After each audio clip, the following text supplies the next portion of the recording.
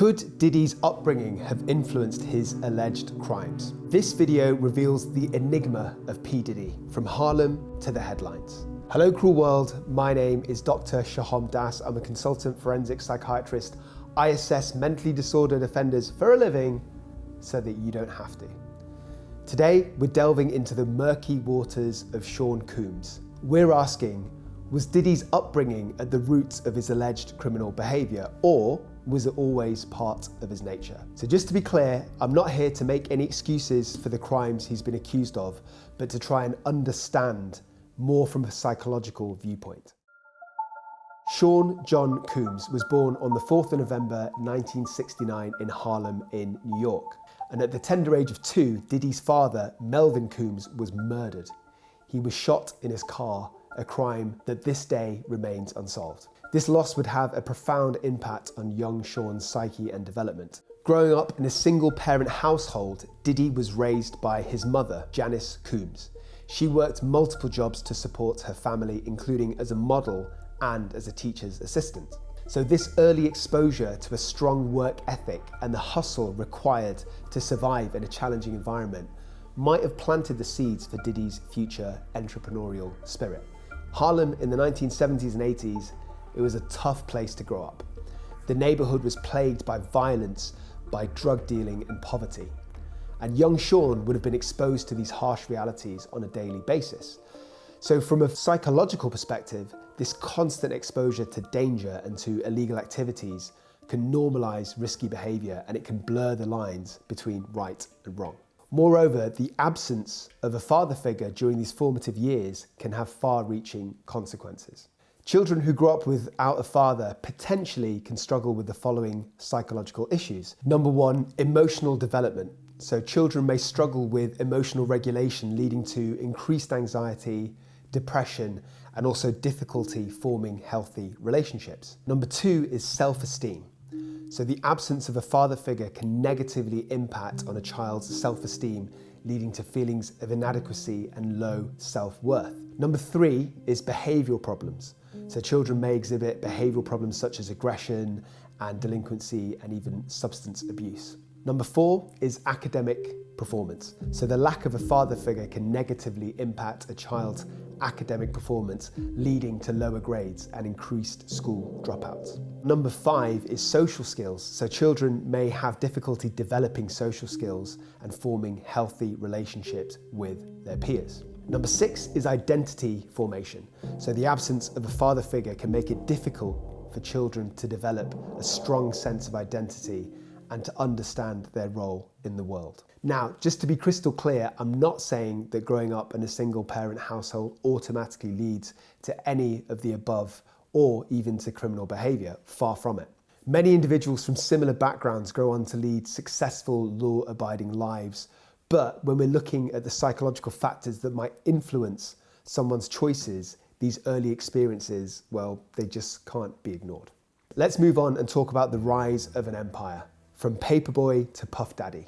Diddy started as an intern at Uptown Records, and he quickly climbed the ranks to become an A&R executive. His ability to spot talent and his relentless work ethic set him apart in a cutthroat industry. But from a psychological perspective, achieving wealth and fame at a young age can significantly impact one's personality and decision-making process. It can create this sense of invincibility and entitlement.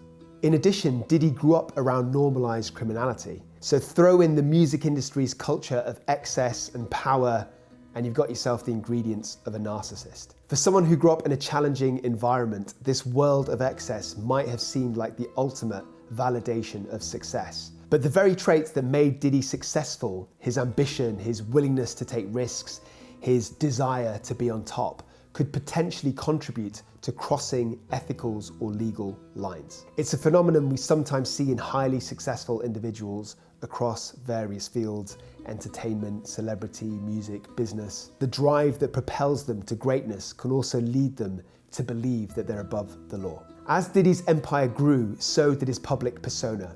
He became known for his extravagant lifestyle, his larger-than-life personality, and his unapologetic pursuit of success. The recent accusations against Diddy are serious and varied. The nature of these allegations suggests a pattern of exploitative behaviour, potentially rooted in a distorted view of power dynamics. This could be linked to early experiences of powerlessness or trauma. I think it's also crucial to consider the role of cognitive dissonance. So you might have heard this phrase before. What is it? It's a psychological phenomenon where people struggle to reconcile their actions with their beliefs about themselves. So to be specific, in Diddy's case, he might view himself as a positive force in the music industry, as a mentor, as a successful businessman. But if he engaged in behaviors that contradicted this self-image, he might have developed these elaborate justifications or simply denied the reality of his actions. Okay, so let's address the age-old psychological question. Nature versus nurture. It's a debate as old as psychology itself. It's tempting to point to Diddy's challenging upbringing in Harlem as the root cause of his alleged misdeeds. But that's an oversimplification. Many individuals from similar backgrounds lead law-abiding lives. So genetic predisposition plays a significant role in shaping our personalities and our behaviors. Some individuals might be more prone to risk-taking, or they might have a harder time controlling their impulses due to their genetic makeup. In Diddy's case, his drive, his ambition could have genetic components that, when combined with environmental factors, led to both his success and also his alleged criminal activities. But Diddy's alleged crimes aren't just a result of his upbringing or his genes, but I think they're actually a complex interplay between the two. And this idea is known as the gene-environment interaction. Basically, it suggests that our genetic predispositions are activated or suppressed by our experiences and our environment. In a different environment, these traits could have led him to success in a completely legal field or a completely legal manner. But combined with his exposure to crime and the allure of the music industry, with access to victims during his freak-offs, these traits might have contributed to his alleged criminal behaviour. It's not just about nature or nurture, but how they dance together in this complex choreography that shaped his behaviour.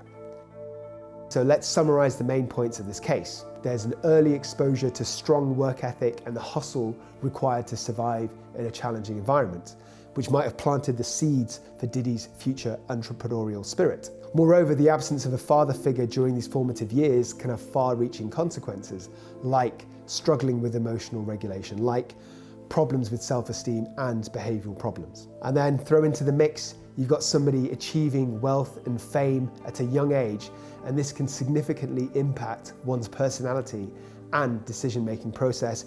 It can create this sense of invincibility and of entitlement. And in addition to all of that, you throw in another ingredient, and that's typical narcissistic traits, plus the immense pressure of maintaining this public image.